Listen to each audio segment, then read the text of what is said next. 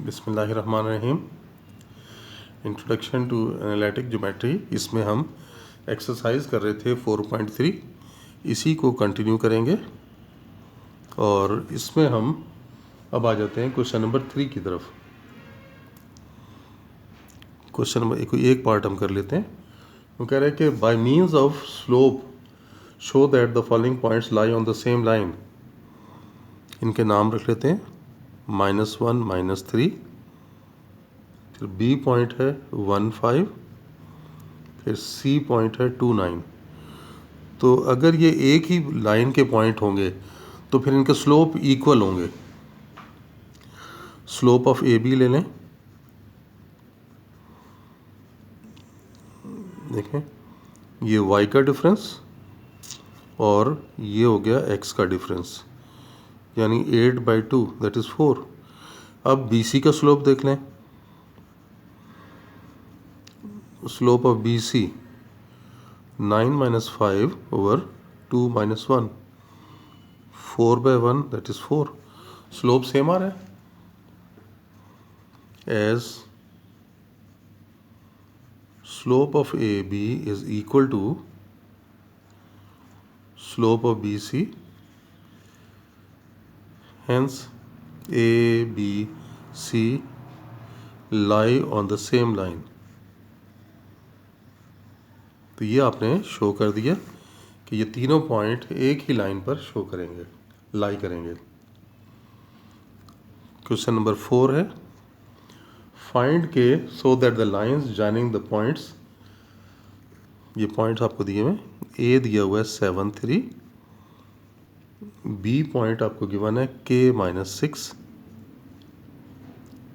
और फिर सी है -4 और 5, और डी पॉइंट है -6 और 4। देखें स्लोप ऑफ ए बी, ये अभी आपको बताता हूँ कि ये क्या हो रहा है। -6 -3 और K-7, यानी -9/K-7। और सी डी देखें तो स्लोप ऑफ सी डी 4 - 5 -6 -4, यानी -1/-2, 1/2। अब पहला केस देख लें। If A B is parallel to C D, ये केस है, then slope of A B is equal to slope of C D. ये पैरेलल के केस में ये कंडीशन ले लेंगे। तो ए बी का स्लोप हमने निकाला हुआ है -9/K-7, और ये आपने निकाला है 1/2। क्रॉस मल्टीप्लाई कर लें, सो K इज -11। अब दूसरा case, if A B is perpendicular to,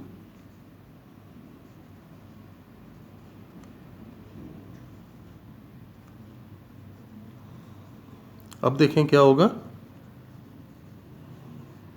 slope of A B into slope of C D is equal to -1। Condition of perpendicularity हमने की हुई है ना, कि जब दो लाइंस परपेंडिकुलर हो तो उनके स्लोप्स का प्रोडक्ट -1। तो ए बी का स्लोप हम निकाल चुके हैं, -9/K-7, और इसका स्लोप हम निकाल चुके हैं, ये 1/2 इक्वल टू -1। तो ये हो गया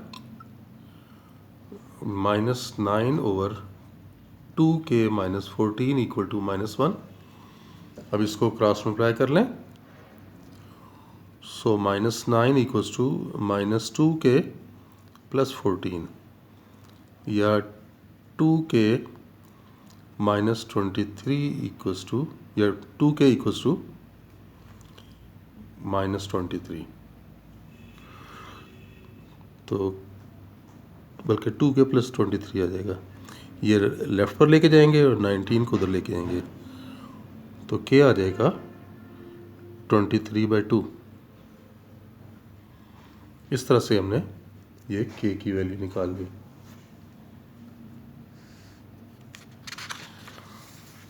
नेक्स्ट क्वेश्चन नंबर 5 करते हैं। उसमें आपको ये पॉइंट्स दिए हुए हैं। क्वेश्चन नंबर 5 में एक दिया हुआ है पॉइंट 6.1, बी पॉइंट दिया हुआ है 2.7 और सी पॉइंट दिया हुआ है -6 -7। आपने राइट ट्रायंगल शो करनी है। इनके स्लोप देखें। स्लोप ऑफ ए बी 7 -1 2 -6, तो 6/-4 -3/2। स्लोप ऑफ बी सी -7 -7 -6 -2 -14/-8 या 7/4। फिर स्लोप ऑफ सी ए तो हो जाएगा 1 -7 6 -6, तो 8/12। अब आप ये देख सकते हैं कि ये जो ए बी का स्लोप है और सी ए का स्लोप, उनका प्रोडक्ट -1 आ रहा है। As slope of A B into slope of C A equals to -1. It implies that AB is perpendicular to CA. Hence, ABC is right triangle. तो ये आपने शो कर दिया कि ये राइट ट्रायंगल बनेगी। नेक्स्ट क्वेश्चन की तरफ आ जाते हैं। 6th में कह रहा है the 3 vertices of a parallelogram are given, find the 4th one।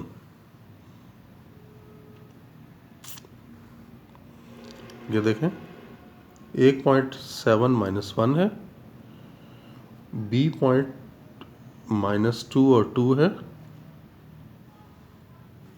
C point 1 और 4 है। तो 4th पॉइंट कह रहा है कि बताएं क्या बनेगा। आप उसे XY कहते हैं।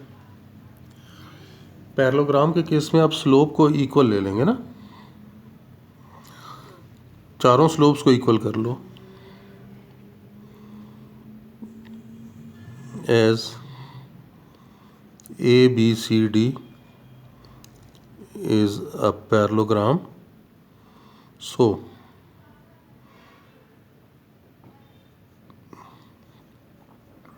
slope of AB is equal to slope of CD।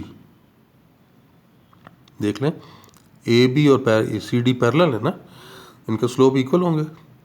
AB का स्लोप निकालें 2 - -1 -2 -7, और ये CD का स्लोप y - 4 x - 1, तो ये 2 + 1 3 3/-9 y - 4 over x - 1। Cross cancel कर लें, अब क्रॉस मल्टीप्लाई कर लें, तो ये आ गया x - 1 = -3y + 12। यहाँ से चलें x निकाल लेते हैं, -3y + 13। अब हम दूसरी लाइन्स के स्लोप को इक्वल कर लेते हैं। As slope of AD is equal to slope of BC। ये देख लें AD और BC पैरेलल हैं, इनके स्लोप बराबर होंगे। AD का स्लोप y - -1 x - 7, और इधर पे 4 - 2 और 1 - -2, तो ये बन गया y + 1 ओवर x - 7, और ये बना 2/3। क्रॉस मल्टीप्लाई कर लें तो 3y plus 3 equal to 2x minus 14। x की वैल्यू पुट करें, 3y plus 3 equal to 2 into minus 3y plus 13 और ये माइनस 14। ठीक है, ये x की जगह माइनस 3y प्लस 13 पुट कर रहे हैं। तो देखो 3y plus 3 equals to minus 6y plus 26 minus 14। 6 उधर लेके जाओ तो 9y और ये कितना है 12 और ये 3 इधर आएगा तो कैंसिल होके 9 आ गया, तो y की वैल्यू 1 आ गई। और y 1 आएगा तो इक्वेशन 1 से x आ रहा है minus 3 into 1 plus 13, so x is 10। तो पॉइंट आपके पास D जो कि xy था वो D पॉइंट आपने निकाल लिया 10 एंड 1। तो फोर्थ वर्टेक्स हमने फाइंड कर लिया। क्वेश्चन में भी यही था कि आपने फोर्थ वर्टेक्स बताना है कि क्या बनेगा। चलें, आज के लिए इतना ही। इंशाल्लाह नेक्स्ट लेक्चर में दोबारा मिलते हैं। अल्लाह हाफिज़।